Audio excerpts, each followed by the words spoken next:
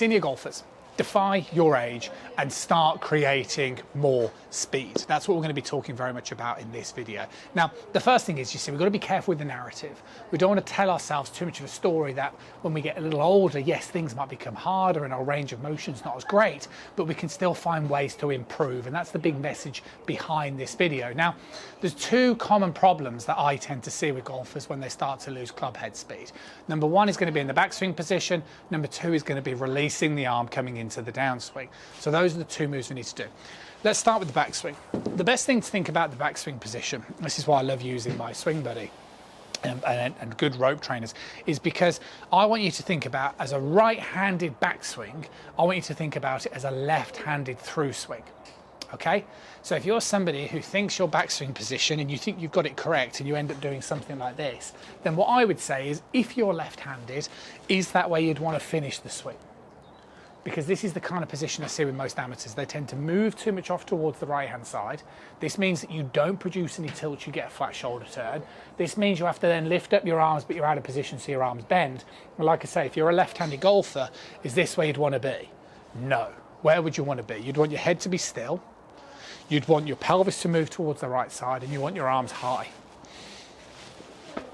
Like this. That's where you want to be. So the first thing to do is to think about that backswing position and question, would a left-handed golfer be in that same position? Okay. Then what you want to do is you want to start working on your backswing and you want to speed it up. Okay.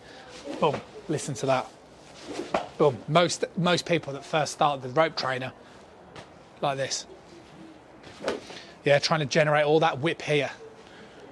No, you want to go up, up, up. So it's hitting me nicely on the back as I'm getting my arms up, up, and I'm getting a nice rotation in.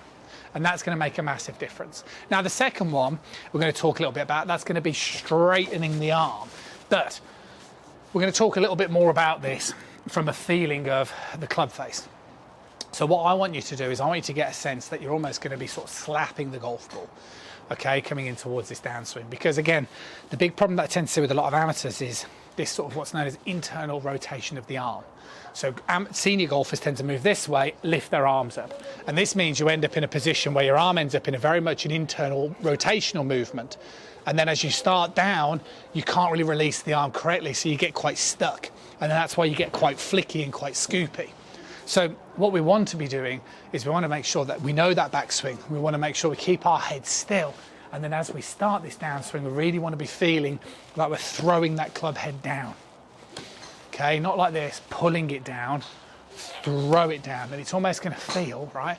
Bit of a weird analogy, but it's almost going to feel like you imagine you're trying to slap something.